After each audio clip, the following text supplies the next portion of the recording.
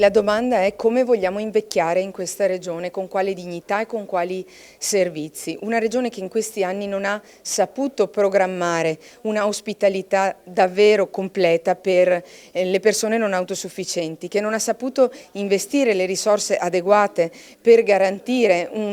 gli ultimi anni, gli ultimi tempi della vita di una persona in struttura in modo dignitoso. Allora, tra case di riposo che fanno i salti mortali per chiudere i bilanci, in particolar modo le IPAB, per le quali manca ancora una riforma, e famiglie che non riescono più a sostenere i costi di rette che aumentano, in mezzo c'è una politica che avrebbe dovuto svolgere un ruolo di programmazione e invece ha esercitato interventi tampone. Questo non basta, non è bastato negli anni scorsi e non può bastare ora di fronte a numeri che ci raccontano di una popolazione che invecchia e che ha bisogno di servizi e di una politica che funzioni. Sono dati regionali a seguito di un accesso agli atti che ho fatto e danno la dimostrazione di un Veneto che è in sofferenza per quanto riguarda la non autosufficienza. 9.000 in lista d'attesa, abbiamo una permanenza media all'interno delle case di riposo di 217 giorni, quindi poco più di 7 mesi. Questo significa che c'è una gravità nell'accesso alle strutture delle case di riposo perché la SVAMA è sempre più alta come punteggio richiesto.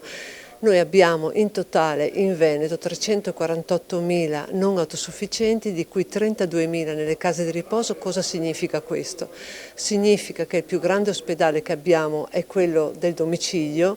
che le persone all'interno delle case di riposo, buona parte, si pagano completamente la retta e tutto il resto a carico della famiglia. Il Veneto deve investire molto di più. Purtroppo i dati sono allarmanti, non solo quelli delle liste d'attesa ma anche di chi entra e che in realtà non ha in realtà un vero sostegno, perché sappiamo benissimo che poi anche chi riesce fortunatamente ad entrare, ma sono veramente pochissimi rispetto a quelli che ne avrebbero diritto, sostiene un peso economico enorme, dovendo tante volte